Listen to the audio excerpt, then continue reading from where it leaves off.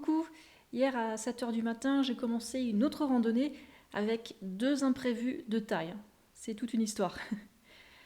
Alors, tout a bien débuté, avec une ascension ensoleillée et fraîche, avec de belles vues des montagnes vosgiennes. Les vallées sont en fleurs, tandis que les sommets commencent à peine à verdir timidement. Je grimpais donc avec mon sac à dos de randonnée, rempli de tout le nécessaire a priori. Le splendide printemps cède la place au vent frisquet ininterrompu au fur et à mesure que je prends de l'altitude.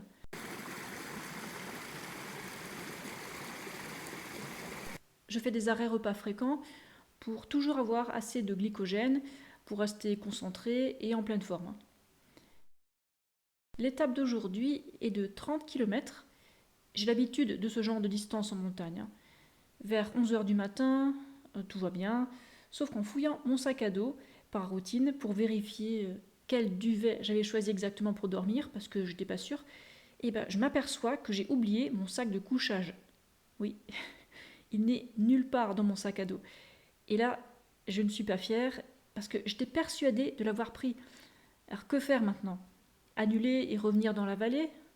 Non. J'ai déjà fait 13 km. J'ai même envisagé un instant de dormir dans la tente sans sac de couchage, emmitouflé dans tous mes vêtements, et je crois qu'avec ce froid, je n'arriverai pas à dormir dans ces conditions. Autre solution, appeler mon mari Paul et lui demander de m'apporter ce scrogneux de sac de couchage avec son vélo.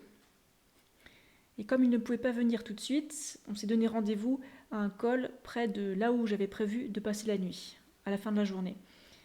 Ensuite, je poursuis ma marche le long des crêtes, c'est joli, je filme.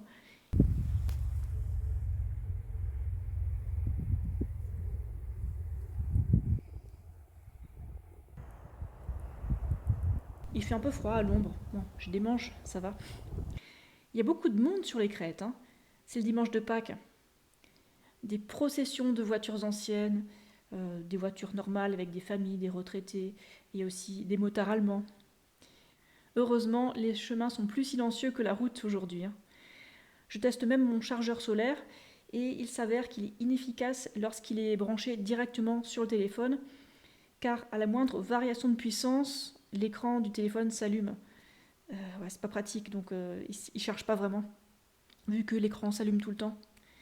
Il vaut donc mieux le brancher sur une batterie externe, puis charger le téléphone avec la batterie externe. Bon.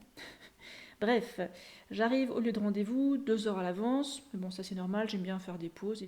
Je m'installe donc sur l'herbe et profite du soleil en attendant Paul. Ça va, il fait bon en plein soleil.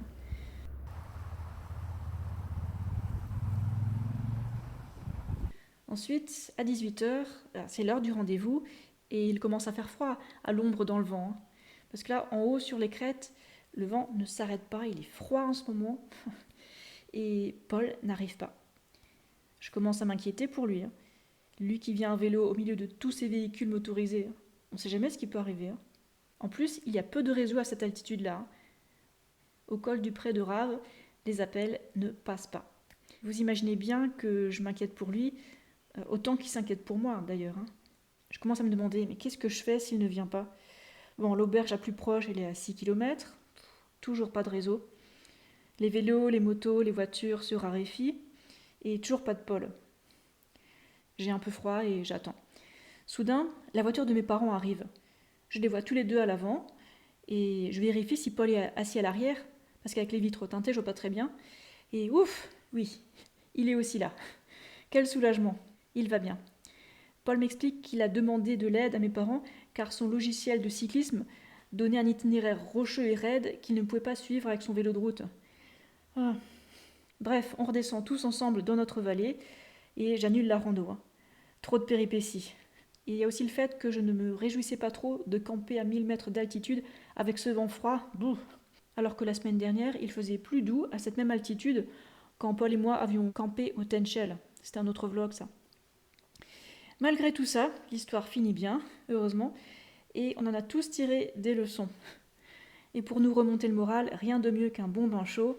Et demain, Paul et moi allons à Europa Park à vélo. Je me réjouis tellement de retourner à ce parc d'attractions.